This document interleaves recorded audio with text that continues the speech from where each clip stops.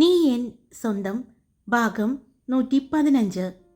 അവരെല്ലാവരും തന്നെ നല്ല കൂട്ടായി. എന്നാലും ദക്ഷയ്ക്ക് ഇപ്പോൾ ഫ്രണ്ട്സ് എന്ന് പറയാൻ ഭയങ്കര പേടിയാണ്. അതുകൊണ്ട് അവരിൽ നിന്നും ഒരു അകലം വിട്ടാണ് അവൾ നിന്നത്. അതെല്ലാം ശരണ്യയും അഥർവും ശ്രദ്ധിക്കുന്നുണ്ടായിരുന്നു. എങ്കിലും അതവർ മനസ്സിലാകാത്ത രീതിയിൽ ഹാൻഡിൽ ചെയ്തു. നാളെ കാണാം എന്ന് പറഞ്ഞ് സന്തോഷത്തോടെയാണ് അവർ പിരിഞ്ഞത്. ഇത്രയും നാളും അനുഭവിച്ച ഒറ്റപ്പെടലുകൾ എല്ലാം മാറിയതുപോലെയാണ് ദക്ഷയ്ക്ക് ആ സമയം തോന്നിയത്. മറ്റൊന്നും ചിന്തിക്കാൻ അതുവരെ അവൾക്ക് സമയമുണ്ടായിരുന്നില്ല. അവരുടെ സന്തോഷങ്ങളും ചിരിയും വർത്തമാനങ്ങളും അതിനിടയ്ക്ക് അവരുടെ ഡിസൈൻസിനെ കുറിച്ചുള്ള സംസാരവും എല്ലാമായി അവൾ പഴയതെല്ലാം മറക്കാൻ ശ്രമിച്ചു. പഴയ ഒരു കാര്യവും തൻ്റെ മനസ്സിലേക്ക് വരാതിരിക്കാൻ ദക്ഷ മാക്സിമം ശ്രമിച്ചു. അവർ പോയപ്പോൾ തന്നെ ഒത്തിരി ലേറ്റായിരുന്നു. ഭക്ഷണവും കഴിച്ചിട്ടാണ് അവിടെ നിന്നും പോയത്. കിച്ചണിലെ ചേച്ചി അവർക്കുള്ള എല്ലാവർക്കുമുള്ള ഭക്ഷണം ഉണ്ടാക്കിയിരുന്നു. ലഞ്ചും അങ്ങനെ തന്നെയായിരുന്നു. അതുകൊണ്ട് തന്നെ അവരുമായിട്ട് കുറച്ചുകൂടി അടുക്കാനുള്ള ഇടയായത്. ഒരകലം വിട്ടു നിൽക്കുന്ന ദക്ഷയെ കണ്ട് അഥർവ് അവളുടെ അടുത്തേക്ക് ചെന്നു. ദക്ഷ ചേച്ചി, എന്താണ് ചേച്ചിക്ക് ഇപ്പോഴും പഴയതൊന്നും മറക്കാൻ പറ്റുന്നില്ലേ? ഇപ്പോഴും ചേച്ചിയുടെ മനസ്സിൽ ശ്രീ വേണ്ട വേണ്ട അഥർവ്, ആ പേര് ഇനി എനിക്ക് കേൾക്കണ്ട. ഞാൻ പഴയതെല്ലാം മറന്നു പൂർണ്ണമായിട്ടും. ഇപ്പോൾ എൻ്റെ തല മുഴുവനും നമ്മൾ ചെയ്യാൻ പോകുന്ന ഈ പുതിയ വർക്കാണ്. ഇതിൽ എനിക്ക് മാക്സിമം എൻ്റെ കഴിവിൽ പരമാവധി എനിക്ക് കൊടുത്തേ പറ്റൂ. അതിനുവേണ്ടിയുള്ള കാര്യങ്ങളാണ് ഞാൻ ആലോചിക്കുന്നത്. എന്തൊക്കെ ചെയ്യാൻ പറ്റും? നമ്മളെ വിശ്വസിച്ചല്ലേ സഞ്ജീവേട്ടൻ ഇത്രയും വലിയൊരു പ്രോജക്റ്റ് തന്നിരിക്കുന്നത്. അദ്ദേഹത്തിന് നമ്മുടെ മാക്സിമം കൊടുക്കണ്ടേ? അതിൻ്റെ ഓട്ടത്തിലാണ് ഞാൻ, അതിൻ്റെ ആലോചനയിലായിരുന്നു ഞാൻ, അല്ലാതെ മറ്റൊന്നും എൻ്റെ മനസ്സിലില്ല, അവൾ പറഞ്ഞു. അത് കേട്ടുകൊണ്ടുവന്ന ശരണ്യ, ഉണ്ടാകരുത്. വേറൊരു കാര്യം കൂടി ഞാൻ പറഞ്ഞേക്കാം. എനിക്ക് ഈ വക കാര്യങ്ങൾ അറിയില്ല. അതുകൊണ്ടാണ് നിങ്ങളുടെ വായിന്ന് വീഴുന്നത് ഇങ്ങനെ കേട്ടിരുന്നിട്ട് അത് പിടിച്ച് ഞാൻ ഇടയ്ക്ക് ഇട്ട് കൊടുക്കുന്നത്. അത് കോപ്പിയടിയാണെന്നെങ്ങാനും പറഞ്ഞ് താനിനി വാ തുറന്നാ തന്നെ ഞാൻ വീണ്ടും തൻ്റെ നാട്ടിലേക്ക് തന്നെ പറഞ്ഞുവിടും. നോക്കിക്കോ, ശരണ്യ പറഞ്ഞു. നീ പറഞ്ഞു വിടുമ്പോൾ പോകാൻ നിൽക്കല്ലേ ഞാൻ. നിന്നെ മിക്കവാറും ഞങ്ങൾ ഹൈദരാബാദിലേക്ക് വിടും. നോക്കിക്കോ. പിന്നടാന്ന് പറഞ്ഞു നിന്നോ. നിന്റെ അച്ഛനും അമ്മയും കേസ് കൊടുത്താൽ മതി, മകളെ കാണുന്നില്ല എന്ന് പറഞ്ഞ്. ആഹാ, അതിന് ഞാൻ പ്രായപൂർത്തിയായ പെണ്ണാ എന്ന്. ഇങ്ങോട്ട് ഞാൻ വരുന്നതിൻ്റെ 2-3 ദിവസം മുമ്പായിരുന്നു എൻ്റെ ബർത്ത്ഡേ, അതും സ്വീറ്റ് 19th ബർത്ത്ഡേ. അത് കഴിഞ്ഞിട്ട് ഞാൻ അവിടെ നിന്ന് പോകുന്നത്. അതായത് മോളിങ്ങോട്ട് വരുന്നതിന് 2 ദിവസം മുമ്പ് നിൻ്റെ ബർത്ത്ഡേ അവിടെ ആഘോഷിച്ചു അല്ലേ? ആഘോഷിച്ചു. ഓ, അപ്പം മാക്സിമം ഊറ്റിയിട്ടാണ് പോകുന്നത്. അവിടെ നിന്ന് കിട്ടാനുള്ളതെല്ലാം കിട്ടിയോ? പിന്നല്ലാതെ എല്ലാം കിട്ടി ബോധിച്ചാണ് ഞാൻ പോകുന്നത്. സത്യത്തിൽ 2 ദിവസം മുമ്പ് വരാനിരുന്നതാ. അപ്പോഴാണ് അമ്മ വന്ന് പറയുന്നത് നിന്റെ ബർത്ത്ഡേ ആഘോഷിക്കുന്നുണ്ടെന്നൊക്കെ. അപ്പോൾ ഞാൻ കരുതി എന്നാൽ പിന്നെ ഇതിനെ കളയുന്നത്, കിട്ടുന്നത് വാങ്ങിയിട്ട് പോരാന്ന്. വിലപിടിപ്പുള്ളത് മാത്രമേ എടുത്തിട്ടുള്ളൂ. ചിലരൊക്കെ എനിക്ക് ടെഡി ബെയർ കൊണ്ടു തന്നിരിക്കുന്നു. അതാരാണെന്ന് അറിഞ്ഞെച്ചെങ്കിൽ അവൻ്റെ മോതക്ക് എറിഞ്ഞാനേ. ഞാനെന്താ 8 വയസ്സുള്ള കുട്ടിയോ അല്ലെങ്കിൽ 10 വയസ്സുള്ള കുട്ടിയോ? Teddy bear. മോള് ID കാർഡ് ഒന്നും എടുത്തേ. എന്തിന്? എടുക്ക്, അഥർവ് പറഞ്ഞതും. എന്തിനാ? മര്യാദക്ക് എടുത്തോണ്ട് വാടി, അവൻ ഒച്ചയെടുത്തതും. തനിക്കത് മര്യാദക്ക് പറഞ്ഞാൽ പോരെ, അതിനെന്തെങ്ങനെ ചാടുന്നത്? എൻ്റെ പട്ടിയാണോ ചാടാൻ? അവൾ പറഞ്ഞുകൊണ്ട് റൂമിലേക്ക് പോകുന്നത് കണ്ട് എന്താ അഥർവ്? ദക്ഷ ചോദിച്ചു. ഇപ്പം പറയാം. അപ്പോഴേക്കും അവൾ ഒരു കുഞ്ഞു ബാഗുമായിട്ട് വരുന്നത് കണ്ടു. ആ ബാഗ് കണ്ടപ്പോൾ തന്നെ അഥർവിനും ദക്ഷയ്ക്കും ചിരി വന്നു. ഇതെന്താടി ഇത്? നിനക്ക് ടെഡി ബെയർ തന്നതിൽ അവരെ കുറ്റം പറയാൻ പറ്റുമോ? ഇതൊക്കെ കൊണ്ടല്ലേ നീ നടക്കുന്നത്. അപ്പോൾ സ്വാഭാവികമായിട്ടും അവർ നിന്നെ കണ്ടപ്പോൾ ഇതാണ് നിന്റെ ഇഷ്ടമെന്ന് കരുതിയിട്ടുണ്ടാവും. അതുകൊണ്ടല്ലേ? അവളുടെ കയ്യിലുണ്ടായിരുന്ന ഒരു പൂച്ചക്കുട്ടിയുടെ ബാഗ് കണ്ടുകൊണ്ട് അഥർവ് പറഞ്ഞു. അതിന് ഞാൻ എൻ്റെ ബാഗിൻ്റെ ഉള്ളിൽ വെക്കുന്നതാ. എൻ്റെ ഡോക്യുമെൻറ്റ്സ് ഇതിൽ മുഴുവനും, സ്കൂൾ സർട്ടിഫിക്കറ്റ്സ് എല്ലാം ഉണ്ട്. പിന്നെ ഞാൻ ഓട്ടത്തിനും അങ്ങനെയുള്ളതിനൊക്കെ മത്സരിച്ചില്ലേ, അതുകൊണ്ട് ഇതിൽ. നിങ്ങളുടെ അവിടെയും ഈ ഓട്ടവും ചാട്ടമൊക്കെ ഉണ്ടോ? എന്താ ഹൈദരാബാദ് സ്കൂളിൽ സ്പോർട്സ് ഇല്ലേ? ഓ അങ്ങനെ. ശരി. എന്നാ ID കാർഡ് കാണിക്കേ. സ്കൂളിലെ ID പോരെ? മതി. ഒരു കാര്യം ചെയ്യ്, സ്കൂൾ സർട്ടിഫിക്കറ്റ് കാണിച്ചാൽ മതി. +2-ലാണോ? ഇന്നാ എന്ന് പറഞ്ഞുകൊണ്ട് അവൾ കാണിച്ചു. ഇനി മോള് ഈ ഡേറ്റ് ഓഫ് ബർത്ത് ഒന്ന് നോക്കിക്കേ. അവൻ പറഞ്ഞതും അവൾ ആ ഡേറ്റ് ഓഫ് ബർത്തിലേക്ക് നോക്കി. ഡേറ്റ് ഓഫ് ബർത്ത് വായിച്ചതും അതിനെന്താ കുഴപ്പം? ഇന്നത്തെ തീയതി എത്രയാണെന്ന് നോക്കി. ഇന്ന്. ഫോൺ എടുത്ത് നോക്കടി. അവൻ വേഗം പറഞ്ഞതും ടേബിളിലിരുന്ന് ഫോൺ എടുത്ത് നോക്കി. ഇനി ഈ ഡേറ്റും തമ്മിൽ ഒരു ദിവസമാണോ നോക്കി? അതെ, 1. അപ്പോൾ ഇന്നാണ് നിൻ്റെ ബർത്ത്ഡേ. ആര് പറഞ്ഞു?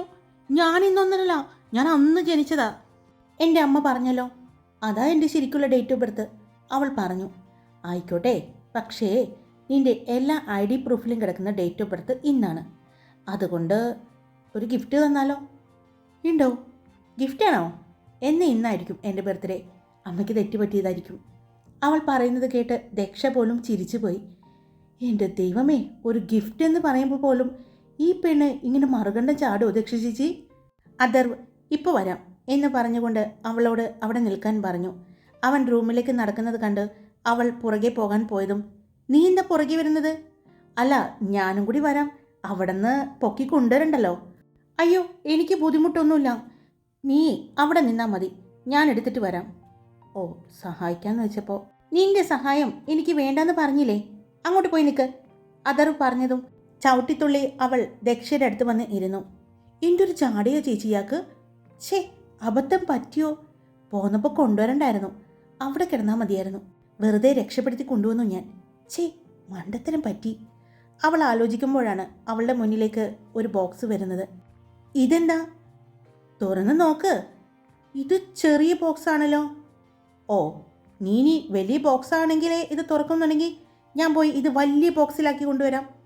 വേണ്ട, കഷ്ടപ്പെട്ട് പിന്നെ ഞാൻ അതിരുന്ന് അഴിക്കാൻ നിൽക്കണ്ടേ, ഇതാ എളുപ്പം എന്ന് പറഞ്ഞ് അവൾ ആ ബോക്സ് വാങ്ങി. തുറന്ന് നോക്കട്ടെ?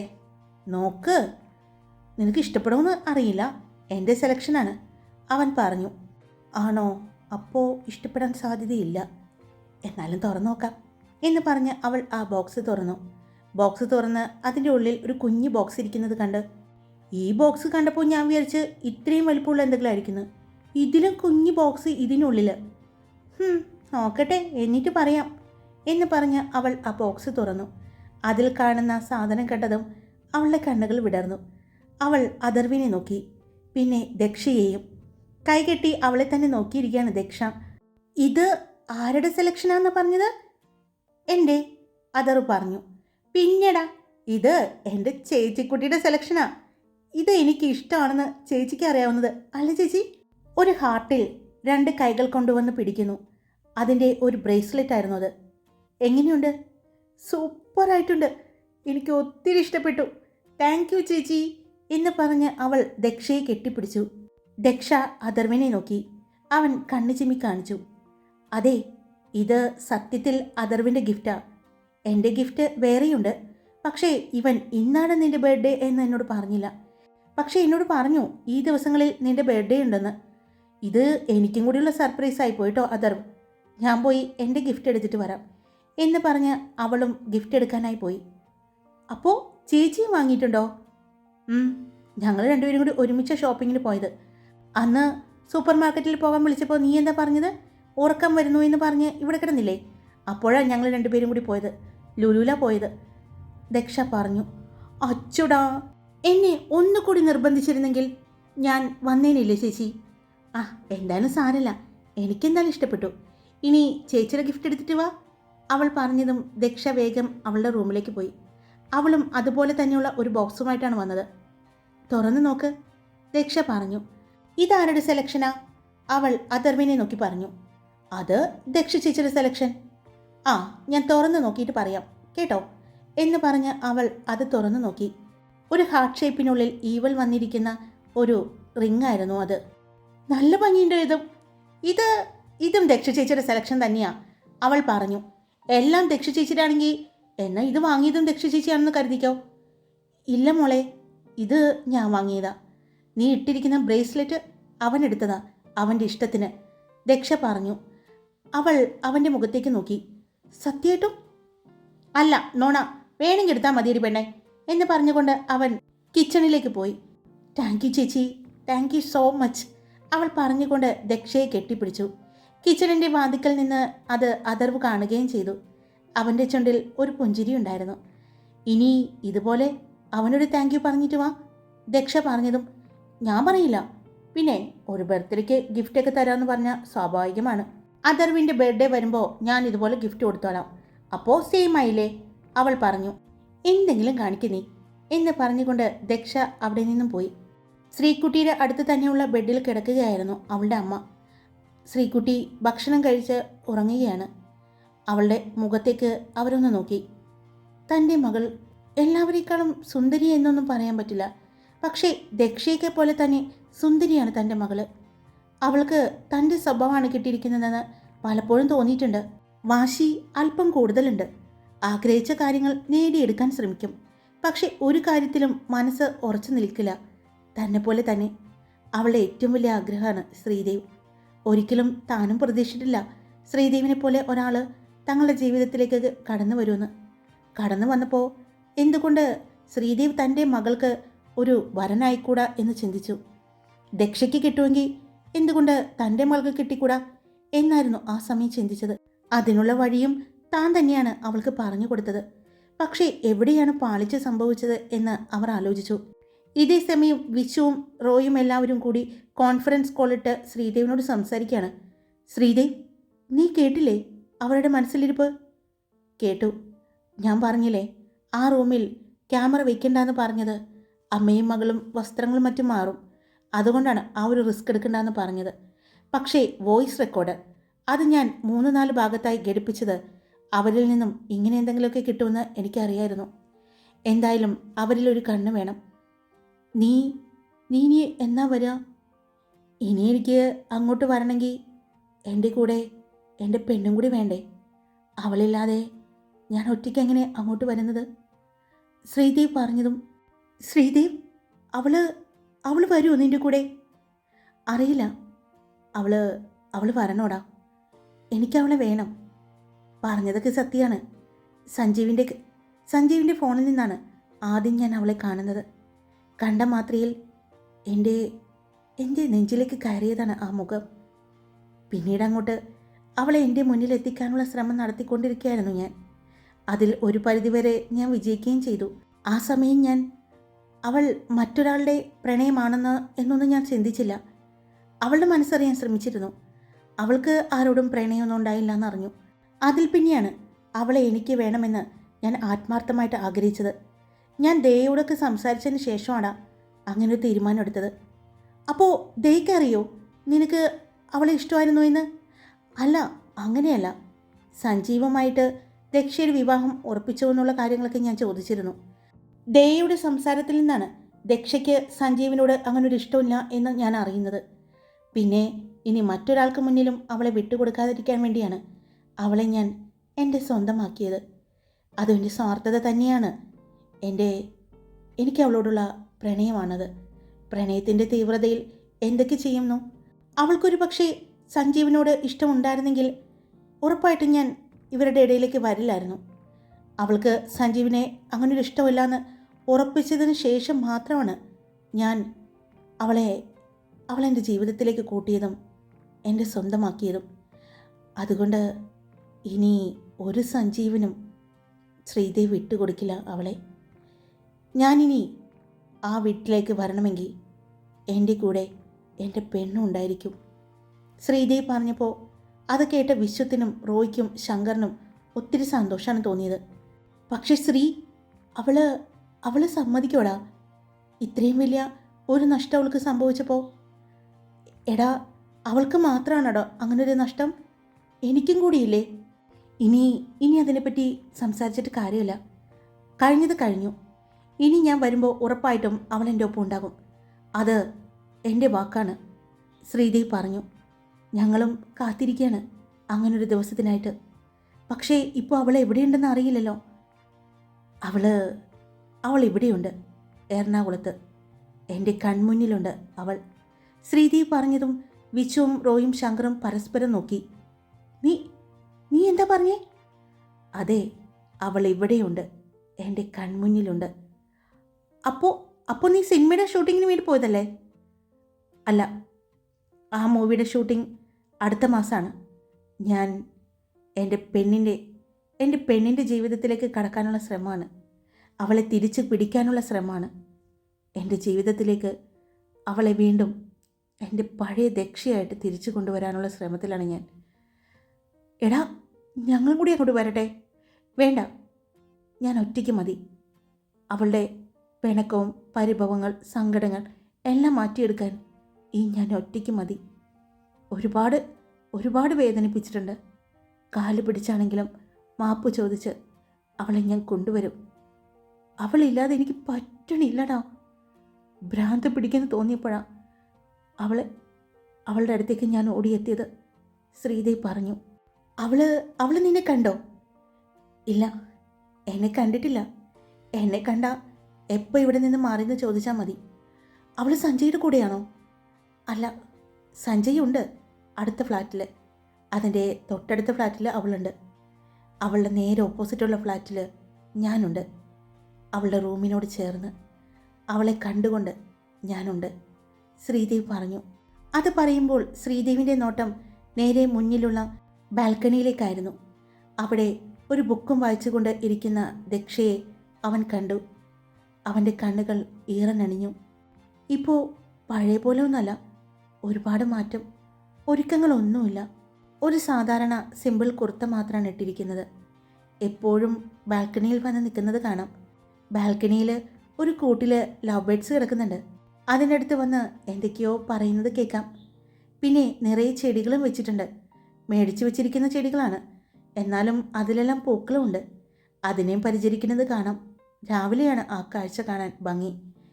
രാവിലെ ഒരു കോഫി കപ്പും പിടിച്ചുകൊണ്ട് വന്ന് നിൽക്കുമ്പോൾ ആ കാഴ്ച കണ്ടുകൊണ്ടാണ് താൻ എന്നും ഉണരുന്നത്. ശ്രീദേവ് ഓർത്തു. ശ്രീ! അപ്പുറത്തു നിന്നുള്ള റോയുടെ വിളി കേട്ടാണ്. ആ പറയ്. എടാ, ഒരു കാര്യം പറയാം. അവളുടെ മുന്നിൽ തൽക്കാലത്തേക്ക് നീ ഇല്ല. അവളുടെ മുന്നിൽ തൽക്കാലത്തേക്ക് ഞാൻ പെടില്ല. കാരണം അവൾ ഇവിടെ വേണം, എൻ്റെ കൺമുന്നിൽ, ശ്രീദേവി പറഞ്ഞു. എന്തായി അവിടുത്തെ കാര്യങ്ങൾ? ഒരു ദീർഘനിശ്വാസം ഇട്ടുകൊണ്ട് ശ്രീദേവി ചോദിച്ചു. ഇവിടെ എന്താ, അമ്മയും മോളും റൂമിൽ കയറിയിട്ട് ഇതുവരെ പുറത്തിറങ്ങിയിട്ടില്ല. അമ്മ കിച്ചണിലെ ചേച്ചിമാരോടൊക്കെ പറഞ്ഞു കൊടുത്തതുപോലെ തന്നെ പറഞ്ഞിട്ടുണ്ട്. കറക്റ്റ് പ്ലാനിങ് ആയിരുന്നു നിനക്ക് മനസ്സിലായിരുന്നോ അവർ ചോദിക്കുന്നത്? ഉറപ്പായിട്ടും അവർ ആ വീട്ടിലുള്ള സകല ആളുകളോടും ചോദിക്കും. എന്തിന്, നമ്മുടെ പുറംപണിക്ക് വരുന്ന ആരോട് വേണമെങ്കിലും അവർ ചോദിക്കും. അതുകൊണ്ടാണ് ഞാൻ എല്ലാ കാര്യങ്ങളും നിങ്ങളോടും മുത്തശ്ശിയോടും പറഞ്ഞത്. എടാ, പക്ഷേ മുത്തശ്ശൻ, അറിയാം എന്നെ ആശ്വസിപ്പിച്ച് വിട്ടെങ്കിലും എന്നോടുള്ള ഒരു പരിഭവമുണ്ട്. എന്നിൽ നിന്നും പ്രതീക്ഷിക്കാത്തത് കേട്ടതിൻ്റെ, അല്ലെങ്കിൽ ഞാൻ പ്രതീക്ഷിക്കാത്തത് ചെയ്തതിൻ്റെ ഒരു പുകച്ചിലുണ്ട് ആ മനസ്സിൽ. അത് മാറണമെങ്കിൽ അവൾ എന്നോട് പുറത്ത് എൻ്റെ കൂടെ ചേർന്ന് ആ വീട്ടിലേക്ക് വീണ്ടും വലതുകാല് വെച്ച് കയറി വരണം, ശ്രീദേവി പറഞ്ഞു. എന്നാലേ മോനിനി അവളെയും കൊണ്ട് വരുമ്പോൾ, വലതുകാല് വെച്ച് കയറി വരുമ്പോൾ നിങ്ങളുടെ ഇടയിൽ ഒരാൾ കൂടി വേണ്ടി വരും, ശങ്കർ പറഞ്ഞു. അറിയാം, ദക്ഷ പ്രഗ്നൻ്റ് ആണെന്നല്ലേ പറഞ്ഞിരിക്കുന്നത്? അതെ, അതാ ഞാൻ പറഞ്ഞത്.